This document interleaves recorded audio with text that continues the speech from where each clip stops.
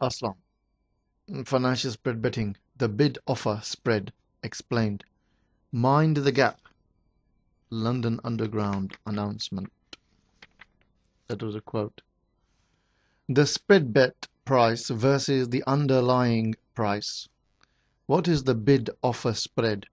The bid-offer spread is at the heart of what makes spread betting hassle-free. With traditional share dealing, you have to pay trading associated fees, such as stamp duty, an upfront tax charge equivalent to 0.5% of the cost of your share purchase, capital gains tax, a tax on profits, broker commission fees, administration fees, and other charges. By contrast, with spread betting, all fees and other trading costs are wrapped up within the spread. All you have to deal with is the price movement. What is the relationship between the spread bet price and the underlying price of the asset? The spread is derived from the underlying market price, hence the term derivatives when referring to spread betting. For example, the Vodafone December contract is derived from the price that Vodafone shares trade at in the market, called its cash price.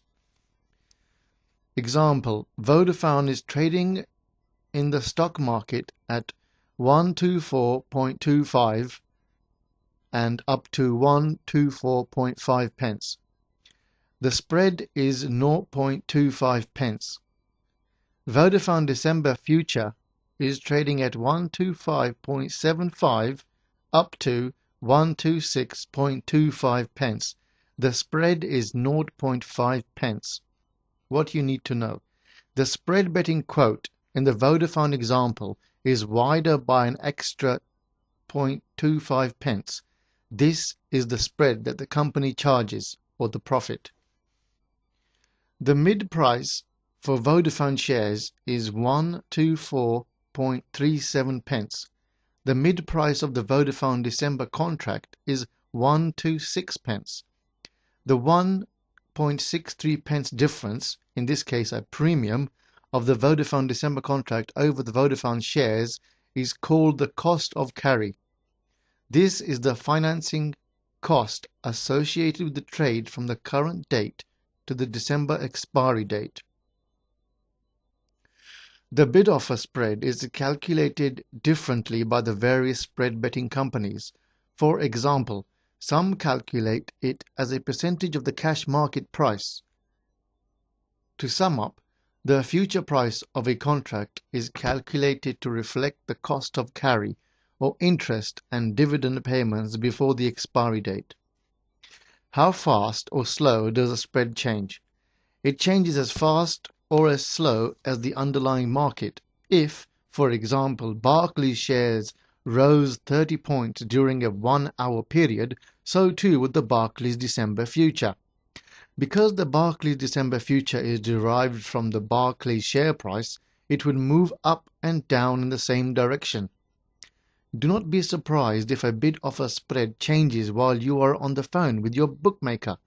If news comes in about a profit warning or a takeover, and it affects a company you are interested in, either directly or indirectly, the share price may well move, particularly in the minutes after the announcement.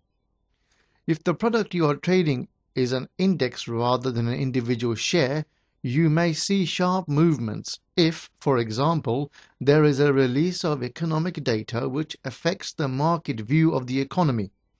Economic reports often send trading desks into a frenzy. Daily bets versus future-based bets.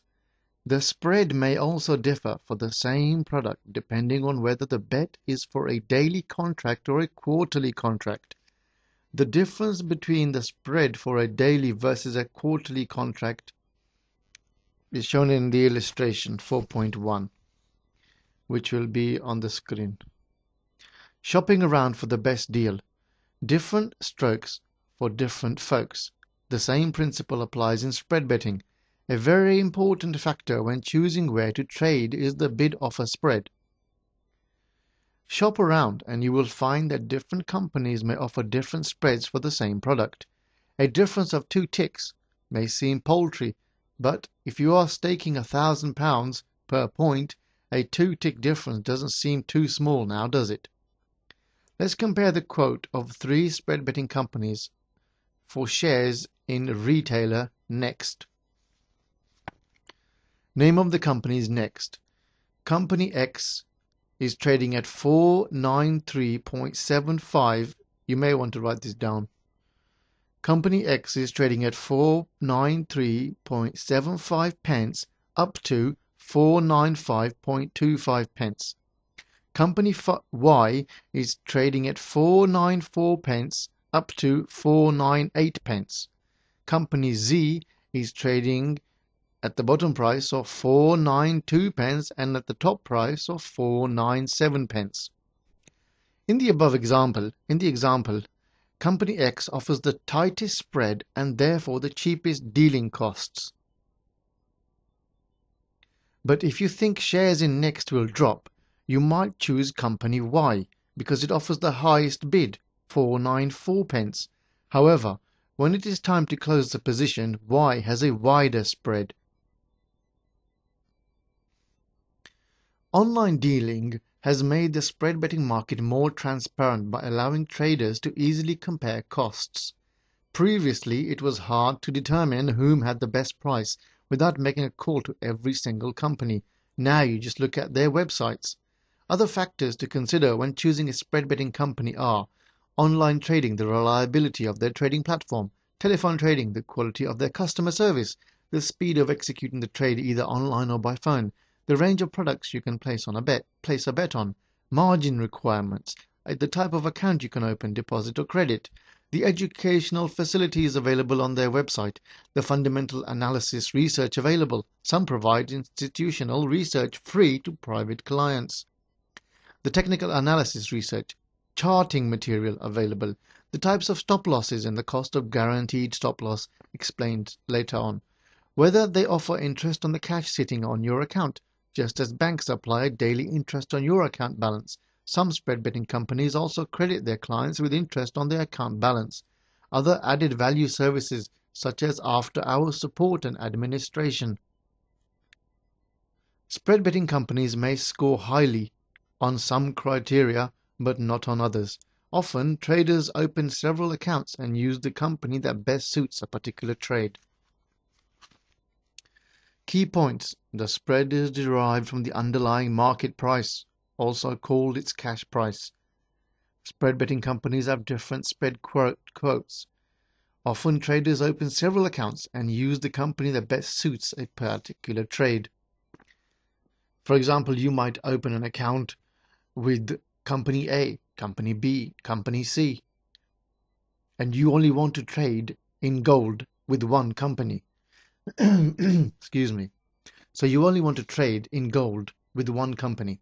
So you compare the 3 companies you are on account with, and then you put your money on the company you think that will guarantee you profit.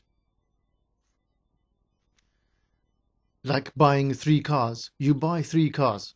One is a 1.6, one is a 1.8, and one is a 2-liter. Now you want to go to, say, London, and you live 30 miles away. Now you're not going to take the 2-liter vehicle because it will take too much petrol. You will prefer the 1.6 because it will consume less petrol. And then you want to go just down the road. You might prefer any one of the 3 cars. You might want to go on long distance for, I'll say, 200 miles. And for this, the 2-liter vehicle is better at a steady speed. It will consume less petrol. Similar to this is an example. The car is an example. Next is margin trading explained.